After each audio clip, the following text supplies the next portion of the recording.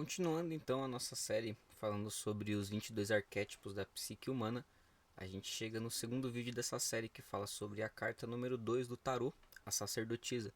Importante lembrar que quando eu digo a carta número 2 do tarô, a gente está enxergando a ferramenta do tarô, seja ele de qualquer vertente que for, que seja uma escada de evolução, né? Onde os 22 arcanos maiores são ali a escada da alma humana na jornada terrestre e inevitavelmente todos os humanos vão vivenciar os 22 arquétipos, né, que estão ali nessa escada de evolução que é o tarô em algum momento da vida. Seja você homem ou mulher, você vai vivenciar alguma hora a sacerdotisa ou o mago, que são aspectos aí que falam muito sobre a juventude, né? Ambos falam sobre descobertas. O mago simboliza muito mais a descoberta exterior, enquanto a sacerdotisa simboliza muito mais a descoberta interior, relacionada aos princípios femininos, ao mar, à lua. Então, enquanto a gente sabe muito sobre o externo, que representaria esse conhecimento simbólico do mago, a sacerdotisa nos diz que a gente ainda sabe pouco sobre o mar. Quando você vai ver qualquer documentário, qualquer simbologia sobre o mar, a gente chega à conclusão de que ainda não descobrimos nada, né? Praticamente sobre o mar. Ainda estamos engatinhando com isso. E isso no simbolismo, né? Da mente humana vai simbolizar, vai representar de que existe muito mais a se descobrir internamente do que externamente. Conhecer o seu corpo externamente, conhecer os seus desejos, os desejos do mundo, é trabalhar o arquétipo do mago, e a maioria das pessoas vive isso na adolescência, e aquelas pessoas que se interiorizam vão acabar vivendo o arquétipo da sacerdotisa, buscando esse templo interior, né? Então a sacerdotisa é basicamente o aspecto feminino do mago, e o mago é o aspecto masculino da sacerdotisa. Ambos, né, trabalham ali a mesma sintonia, são duas faces da mesma moeda, uma sobre o polo masculino da energia, o outro sobre o negativo feminino da energia. Então a gente segue aqui com a sacerdotisa. E como sempre a gente chega falando dos pontos sombra, né, de cada arquétipo. Então você imagine comigo aquela pessoa, né, que vive num silêncio profundo, né, como uma forma de manipulação. Você vai ver que algumas sombras da sacerdotisa são muito parecidas com as do mago. E aí você imagina também aquela pessoa que tem uma supressão de emoções, né, por medo de se expor, e uma intuição forte, mas bloqueada por desconfiança ou por alguma racionalização. É aquela pessoa que sabe que ela tem uma mediunidade, mas por algum medo ou por alguma desculpa qualquer que seja, né, uma desculpa racional, ela bloqueia essa mediunidade, essa intuição e arranja cada vez mais desculpas para isso. Essas desculpas se tornam cada vez mais convincentes para ela mesma.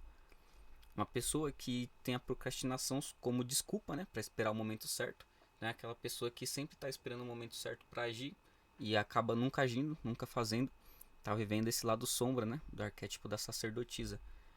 Tem uma tendência em guardar segredos demais, criando barreiras emocionais. As sacerdotisas na antiguidade eram mulheres, né, que detinham os segredos das coisas, os segredos das plantas, os segredos dos animais, os segredos da natureza, os segredos do parto, né, de dar a luz, de ajudar as mulheres a dar a luz, né. Então as sacerdotisas também foram induzidas a guardar segredos, principalmente na Idade Média, quando as bruxas, né, quando as feiticeiras, quando as sacerdotisas, quando as mulheres que trabalhavam com qualquer coisa ligada ao oculto foram caçadas. Então essas mulheres foram, né, obrigadas a guardar segredo. E aí esse arquétipo se manifesta também com esse sigilo, né, do segredo. Mas no lado sombra, isso pode criar barreiras emocionais. Pode ser aquela pessoa que guarda segredos demais, acaba não desabafando com os outros e interioriza isso para si. Tudo que você interiorizar vai estar de alguma forma ligado ao arquétipo da sacerdotisa, que é essa busca do templo interior. Então, essa pessoa que está na sombra da sacerdotisa vai ter também um comportamento mais passivo diante de injustiças ou abusos, né? Não é aquela pessoa que vai ver alguém, uma injustiça acontecendo e vai agir ali de imediato. Vai ser uma pessoa que vai aceitar um pouco mais as injustiças. A gente vê muito do lado sombra da sacerdotisa na série O Conto da Aya. Você vê ali que as aias, né, elas vivem o lado sombra da sacerdotisa, não por culpa delas, né, mas por culpa de um sistema que está ali. A gente tem também aqui no lado sombra da sacerdotisa um isolamento excessivo e uma fuga da realidade. Você vê que a gente encontra isso também no lado sombra do mago. Tem um isolamento excessivo e um bloqueio de pessoas ali, né, de não querer que cheguem pessoas perto. E aí isso leva na sacerdotisa uma fuga da realidade, né? Então é uma tipo de pessoa que vai se isolar e sempre que alguém falar que ela está isolada, ela vai dizer que não, que isso aí é a pessoa que está dizendo, que na verdade não é isso e fugir da realidade, né? Uma rejeição do mundo externo também por acreditar que o interno é mais puro.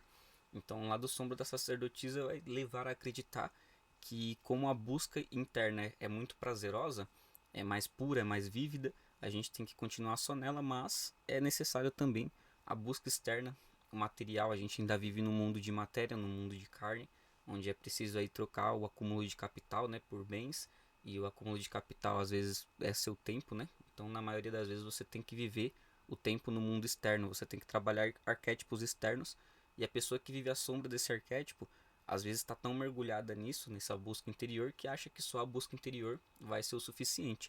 A busca interior é metade do caminho, né? Então a busca interior e a exterior tem que andar alinhadas. A pessoa que vive à sombra do arquétipo da sacerdotisa também vai ter a sensação de estar desconectada ou perdida, né? Sem uma referência clara. Então é aquela pessoa que está sempre procurando alguma coisa para fazer, alguma coisa para se conectar, um grupo para pertencer, mas nunca se sente, né, conectada realmente em algo, e aí vai manifestar essa sombra. E por último, a última sombra da sacerdotisa é um uso da espiritualidade como fuga, não como ferramenta de evolução. Então vai ser aquela pessoa que vai estar ali dentro de um centro religioso, né? Seja ele de igreja, de uma religião de matriz africana, seja ele um centro kardecista, qualquer centro espiritual, essa pessoa vai estar lá dentro, mas sempre com uma postura de fuga, com uma postura de desculpa e não como uma postura de evolução, de aprendizado, né? Então isso a gente vê muito nas pessoas que buscam amparo espiritual, que a maioria das pessoas elas não querem, né, uma evolução realmente, elas querem apenas uma fuga dos problemas que estão passando. E no lado sombra, né, da sacerdotisa, isso se manifesta como uma pessoa que procura o milagre só quando está com tudo ferrado, né? Aquele tipo de pessoa que não agradece as pequenas coisas do dia a dia, mas usa a espiritualidade como uma fuga. Enfim, esses são os aspectos sombra da sacerdotisa, assim como o mago também ela fala muito sobre a comunicação interna. E a gente chega agora nos aspectos luz. Então, a pessoa que vive, né, o máximo potencial desse arquétipo, ela vai ter uma escuta ativa e profunda, sem a necessidade de responder imediatamente. Aquela pessoa mais paciente, né? Aquela pessoa que sabe escutar realmente, entender o problema do outro e ela não reage imediatamente, até porque ela não precisa provar isso, né? Ela não precisa acalorar mais a discussão. É uma pessoa que escuta profundamente, entende a necessidade e responde na hora que tem que responder o outro, sem atravessar o assunto, sem querer esticar a conversa ou encurtar. É uma pessoa que tem a capacidade de perceber o que está oculto nas situações. Então, a pessoa que vive à luz da sacerdotisa é uma pessoa que vai entender as entrelinhas muito mais facilmente ali. E é difícil de enganar tanto a pessoa que vive no arquétipo do mago quanto da sacerdotisa, porque eles são geralmente as pessoas que no lado sombra enganam as pessoas, que manipulam as pessoas. Então, para essas pessoas que vivem esses dois arquétipos é mais fácil entender quando alguém está querendo manipular elas. Então, a sacerdotisa ela tem uma facilidade maior em perceber as entrelinhas, o que está oculto. A pessoa que vive à luz desse arquétipo também vai ter uma conexão elevada, uma intuição, né, com o mundo interior. Essa conexão elevada ela vem diretamente de trabalhar a espiritualidade. A sacerdotisa ela precisa, né, estar dentro de um templo, seja esse templo interior ou exterior, precisa estar em locais sagrados, né, onde a intuição dela vai ser maior. E a intuição, melhor forma de trabalhar é com a meditação, né? Então a sacerdotisa acessa o templo interior através da meditação, através dos seus próprios pensamentos. A luz da sacerdotisa também se manifesta sobre uma pessoa que sabe esperar o tempo certo, né, sem agir com ansiedade. Entenda que na sombra tem ali a procrastinação, né? Então a pessoa que não age e ela empurra as coisas com a barriga vai estar na procrastinação, na sombra da sacerdotisa, enquanto a pessoa que age no tempo certo, sem ansiedade, vai manifestar a luz. E aí tem uma linha tênue, né, que separa a procrastinação do agir no tempo certo sem ansiedade. A pessoa que vivencia o lado luz desse arquétipo vai saber entender isso, vai fazer as coisas no tempo certo, nem a mais nem a menos do que deve ser feito.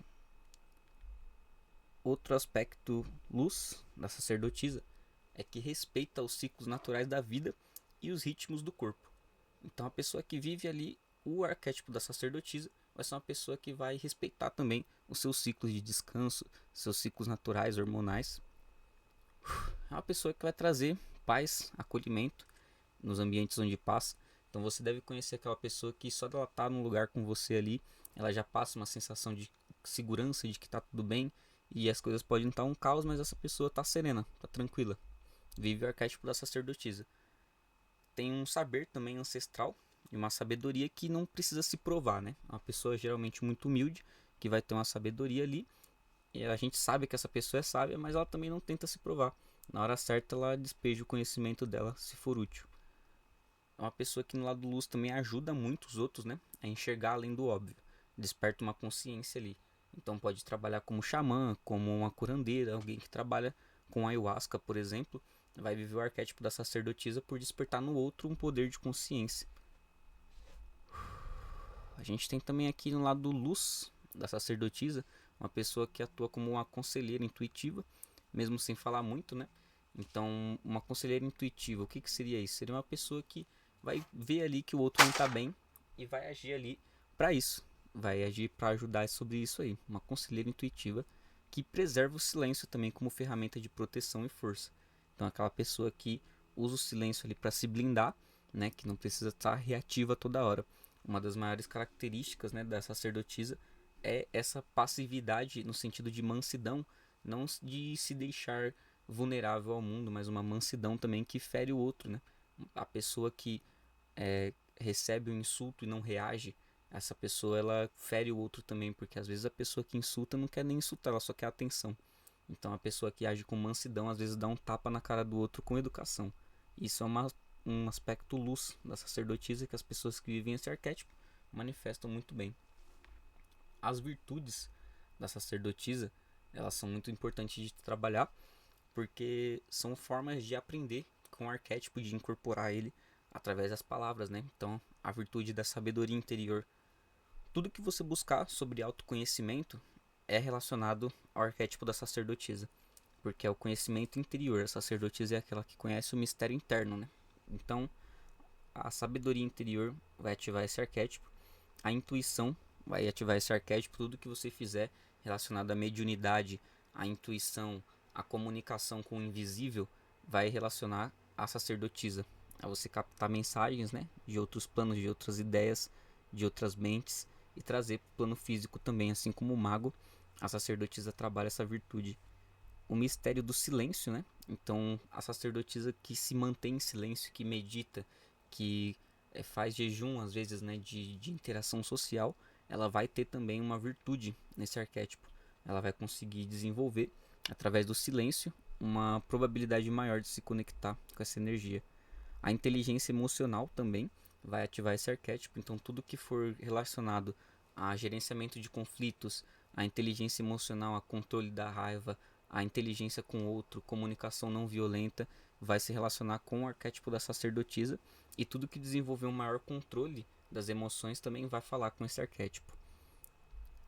Ela também tem uma virtude de fé e espiritualidade, então buscar templos, religiões, buscar algo maior ao que se ligar, e a espiritualidade, né, buscar realmente entender o plano espiritual, o plano das ideias, vai fazer com que essa pessoa se conecte melhor a esse arquétipo. A paciência e a serenidade também fazem com que se conecte a esse arquétipo.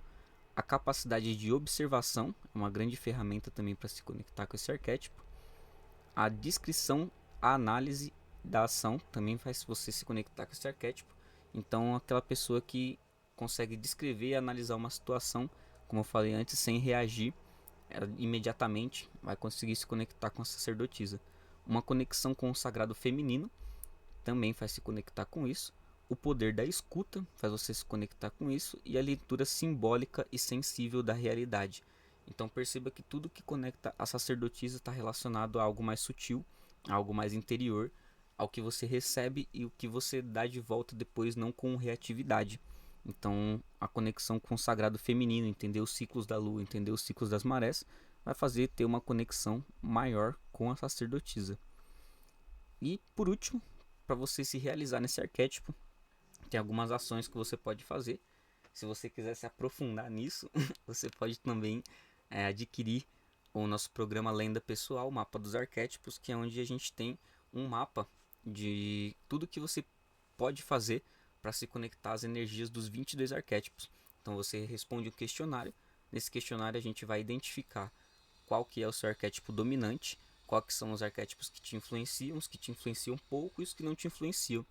Respondido esse questionário, você recebe esse mapa arquetípico da sua personalidade e também o e-book com os 22 arquétipos da psique humana, para você entender também como trabalhar eles. No e-book você vai encontrar profissões relacionadas aos arquétipos, você vai encontrar músicas, filmes, séries que os arquétipos se manifestam, para você entender também como isso funciona na realidade.